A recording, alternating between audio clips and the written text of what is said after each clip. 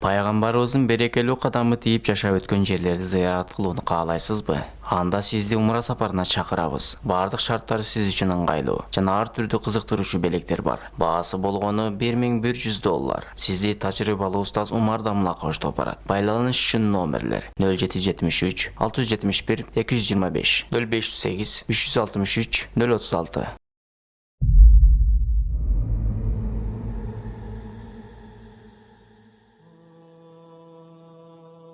Бисмиллахир-рахманир-рахим. Алла Таалага чексиз мактоолор болсун.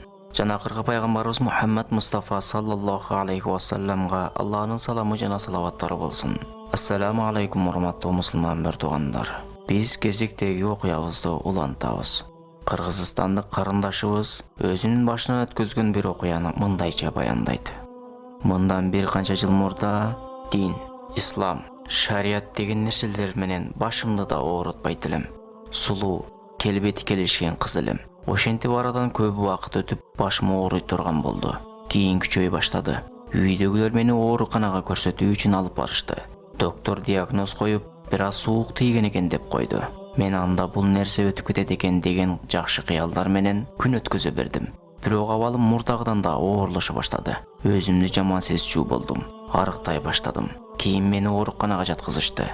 Бир аз жакшы болгондой болдум. Бирок убактылуу экен. Ал арада мед колледжге окууга тапшырып окуп калдым. Көп оорудум. Ошентсе да тырышып окуп жүрүп биринчи курсту аяктадым. Жайкы каникулда үйгө келдим.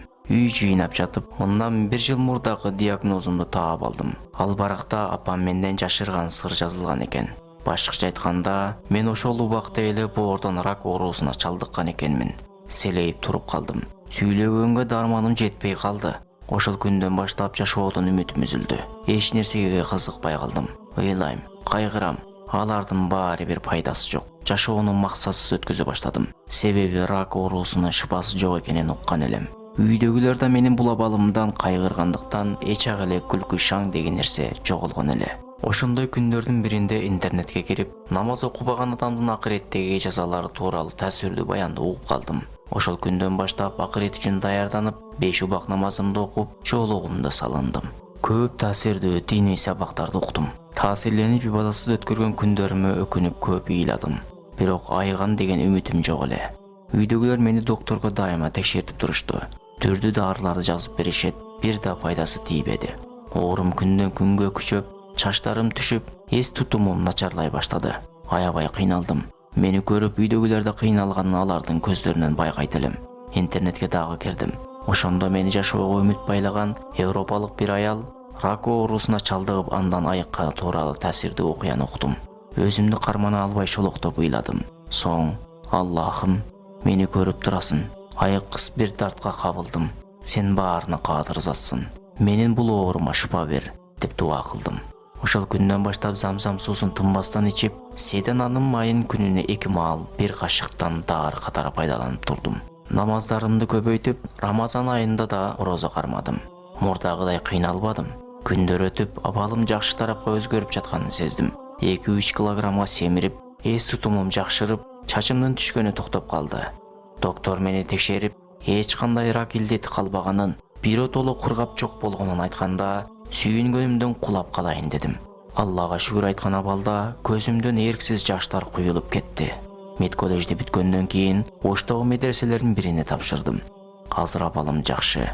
Алла өз ишинде чебер зат. Кимди кааласа туура жолдон адаштырат, кимди кааласа туура жолго салат. Мени сыноодон өткөзүп, кийин туура жолго салган Аллага чексиз мактоолор болсун, дейт мусулман тууганыбыз. Урматтуу мусулман туугандар, башыбызга балей келбестен алдын Аллага кайталы. Айта кетчү сөз туугандар, биздин орусча каналыбыз дагы ачылды. Бул жака киргизилбеген кээ бир маалыматтарды ал жактан киргизебиз. Ошондуктан ал каналга жазылып коюңуздар. Каналдын ссылкасын описанияга калтырабыз. Ассаламу алейкум рахматуллах ва баракатух.